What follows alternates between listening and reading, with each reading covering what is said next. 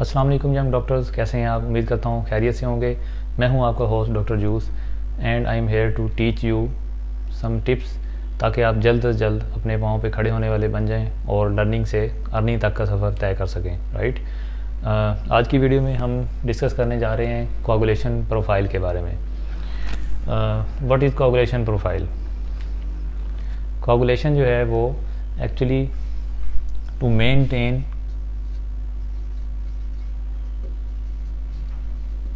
Homeostasis, right. Coagulation system जो है इसमें दो कैस्केड्स इन्वॉल्व हैं, इंट्रिंसिक एंड एक्सट्रिंसिक। तो इसका मकसद ये होता है टू मेंटेन होम्योस्टेसिस, राइट। और इसको हम दो हिस्सों में डिवाइड करते हैं broadly, primary homeostasis and secondary homeostasis, right. Primary homeostasis जो है वो प्लेटलेट्स उसका मेन रोल है। प्लेटलेट्स प्लग नहीं बनना है और उसने ब्लीडिंग को रोकना है, राइट। और जो सेकेंडरी होम्योस्टेसिस मेंटेनेंस है वो फाइब्रिन से और थ्रोम्बस फॉर्मेशन से होती है। तो अब जब हम प्राइमरी होम्योस्टेसिस की बात करते हैं तो कुछ टेस्ट हैं जिससे हम पता लगा सकते हैं कि पेशेंट के अंदर प्राइमरी होम्योस्टेसिस ठीक से हो रही है या नहीं हो रही या डिफेक्टिव है, राइट। और इसी तरह कुछ टेस्ट ऐसे हैं जिनसे हमें अंदाज़ा हो जाता है कि ये सेकेंडरी होम्योस्टेसिस का प्रॉब्लम है या प्राइमरी का है। तो उन टेस्ट का मैं थोड़ा सा जिक्र कर देता हूँ। जब हमने देखना है प्राइमरी होम्योस्टेसिस को तो उसमें हमने बताया कि platelets are the basic characters, right. तो इसमें हम प्लेटलेट्स को चेक करेंगे। प्लेटलेट्स को हम चेक कर सकते हैं with the help of platelet count, जो कि हम CBC में देख लेते हैं। CBC stand for complete blood picture, right. या इसका एक और टेस्ट है जिसको हम BT बोलते हैं। BT stand for bleeding time, right. Platelet count से हमें अंदाज़ा हो जाएगा कि क्वांटिटी ऑफ प्लेटलेट्स ठीक है या कम है, राइट। और जब हम फंक्शनल कैपेसिटी ऑफ प्लेटलेट्स की बात करते हैं तो हमें ब्लीडिंग टाइम की ज़रूरत पड़ती है। ब्लीडिंग टाइम हमें बताएगा कि प्लेटलेट्स ठीक होने के बावजूद भी अपना काम ठीक नहीं कर रहे, तो ये हमें पता लगेगा ब्लीडिंग टाइम से, राइट। क्योंकि कुछ कंडीशन ऐसी हैं जो मैं आगे चल के आपको बताऊंगा जिसमें प्लेटलेट काउंट ठीक होगा लेकिन वो अपना काम ठीक नहीं कर रहे होंगे, तो उनका होना या ना होना बराबर हो जाएगा और वो हमें पता लगेगा ब्लीडिंग टाइम से, राइट। और इसी तरह जब हम सेकेंडरी होम्योस्टेसिस की बात करते हैं तो उसमें हमने कहा था कि फाइब्रिन और थ्रोम्बस का ज़्यादा रोल है और इसके लिए हमें टेस्ट भी कुछ ऐसे करने पड़ेंगे जो हमें इन चीज़ों तक पहुंचा सकें कि ये काम सही हो रहा है बॉडी में या नहीं हो रहा। तो उसके लिए जो टेस्ट होते हैं वो है PT, APTT and INR, right. इन टेस्ट से हमें अंदाज़ा हो जाएगा कि एक्सट्रिंसिक इंट्रिंसिक पाथवे जो है वो सही बॉडी में हो रहा है या नहीं हो रहा है, राइट। ओके, उसके बाद हम डिस्कस करते हैं इनकी साइन सिम्टम या मैनिफेस्टेशंस। जो प्राइमरी डिसऑर्डर है उसकी मैनिफेस्टेशंस कुछ और हैं और सेकेंडरी की और हैं, राइट। प्राइमरी के अंदर जो ब्लीडिंग होगी वो सुपरफिशियल ब्लीडिंग होगी और जो सेकेंडरी के इन्वॉल्वमेंट से ब्लीडिंग होगी वो डीप ब्लीडिंग होगी, राइट। सुपरफिशियल ब्लीडिंग की एग्जांपल मैं आपको बता देता हूँ। इसको म्यूकोकुटेनियस ब्लीडिंग बोलते हैं और इसकी जो मैनिफेस्टेशन है वो आपको एपिस्टैक्सिस की फॉर्म में मिलेगी, राइट।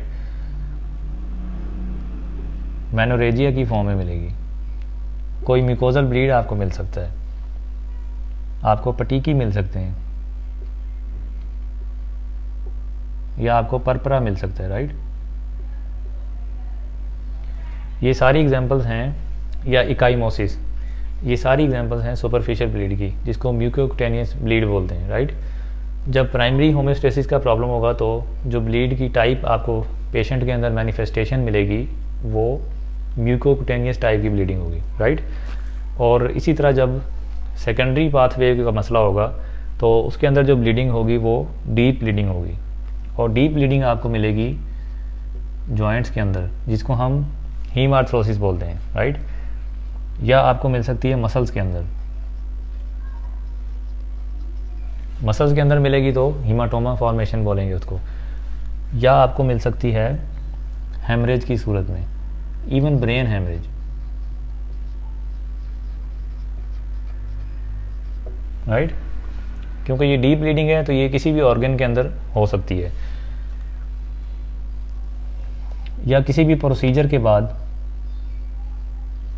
कोई डेंटल प्रोसीजर हुआ या कोई भी इंसिजन ड्रेनेज टाइप कोई भी प्रोसीजर है, उसके बाद ब्लीडिंग नहीं रुकेगी, राइट। तो this is the manifestation of secondary homeostasis problem.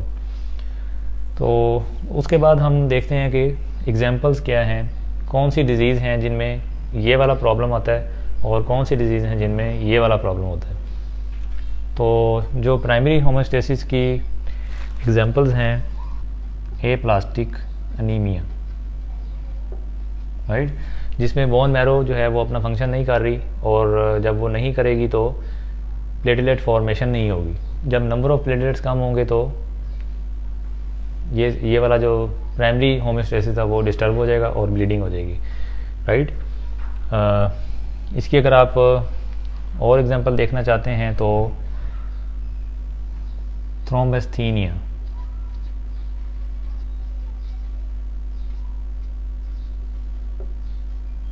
थ्रोम्बस्थीनिया, right. ये दो टाइप्स का ज़्यादा होता है, ग्लैंसमैन एंड बर्नार्ड सोलियर, राइट। ये मुश्किल से नाम आपने सुने होंगे कभी ना कभी। तो थ्रोम्बस्थीनिया से मुराद ये है कि प्लेटलेट्स का फंक्शन ठीक नहीं है, और उसकी दो ज़्यादा कॉमन टाइप्स हैं, ग्लांसमैन एंड बर्नार्ड सोलियर, राइट। जब प्राइमरी होम्योस्टेसिस में कोई प्रॉब्लम होगा तो इन डिजीज़ में से कोई एक डिज़ीज़ होगी जिसको हम ट्रेस आउट करते हुए यहाँ तक पहुँच सकते हैं, राइट। और इसी तरह अगर हम बात करते हैं सेकेंडरी होम्योस्टेसिस की, तो इसकी जो एग्जांपल्स हैं वो ज़रा ज़्यादा हैं। इसमें लीवर डिसफंक्शन शामिल है। लीवर डिसफंक्शन जो है वो ये वाले फैक्टर्स नहीं बनाएगा, जब ये फैक्टर्स नहीं होंगे तो सेकेंडरी होम्योस्टेसिस जो है वो कंप्रोमाइज़ हो जाएगी and that will lead to bleeding. और इसके अलावा आपको डेफिशिएंसी ऑफ विटामिन के जो है वो मैनिफेस्ट करेगी लाइक दिस। और वारफरिन एक मेडिसिन है जो अगर आम अल्फाज में बात करें तो ब्लड थिनर है, और ये उन लोगों को एडवाइस की जाती है जिनमें प्रोस्थेसिस होता है कोई बॉडी के अंदर। जैसे अगर किसी में आर्टिफिशियल वेल्व ट्रांसप्लांट है तो वो पेशेंट जो है वारफरिन पे होता है, तो उन लोगों के लिए वारफरिन ज़रूरी होती है। वारफरिन जो है वो अगर ओवरडोज में हो जाएगी तो वो ये वाले मसले करेगी, राइट। और इसकी एग्जांपल हेपरिन है। हेपरिन भी वारफरिन जैसी ही ड्रग है जो कि ब्लड थिनर है और एंटीकोगुलेंट कैटेगरी में आती है। इसके अलावा इसकी एग्जांपल में वॉन विलीब्रेंड डिजीज़ शामिल है and haemophilia A and B, right. A में फैक्टर 8 डेफिशिएंसी एंड बी में फैक्टर 9 डेफिशिएंसी होती है। ये जो सेकेंडरी होम्योस्टेसिस है इसमें दो तरह के कैस्केड्स होते हैं, extrinsic and intrinsic, right. Extrinsic जो है उसमें दो फैक्टर्स इन्वॉल्व होते हैं, फैक्टर 3 एंड फैक्टर 7। और जो एक्सट्रिंसिक पाथवे है उसमें 4 फैक्टर्स ज़्यादा इन्वॉल्व होते हैं, 8, 9, 11 एंड 12 फैक्टर, राइट। तो हीमोफीलिया ए एंड बी जो है ये APTT को ज़्यादा डिरेंज करेगी and that will lead to disturb INR ratio, international normalisation ratio, ये जो है डिस्टर्ब हो जाएगी। ये ज़्यादा कॉमन डिजीज़ हैं जिनकी मैनिफेस्टेशन इस फॉर्म में हो सकती है, राइट। तो ये एक छोटा सा ओवरव्यू था कोगुलेशन कैस्केड्स को और कोगुलेशन के जो प्रॉब्लम्स हैं उनको समझने के लिए। इसको मैंने आपकी सिंपलिसिटी के लिए बिल्कुल सिंपल कर दिया है, प्राइमरी एंड सेकेंडरी। आप इसको यूँ याद रखेंगे तो इंशाल्लाह ज़्यादा अच्छा याद होगा और लॉन्ग टर्म मेमोरी में चला जाएगा। उम्मीद करता हूँ कि आपको इस वीडियो से फ़ायदा हुआ होगा। इसको लाइक एंड शेयर कर दीजिएगा ताकि दूसरे लोगों तक भी पहुँच सके। मैं हूँ आपका होस्ट डॉक्टर जूस। अस्सलाम वालेकुम।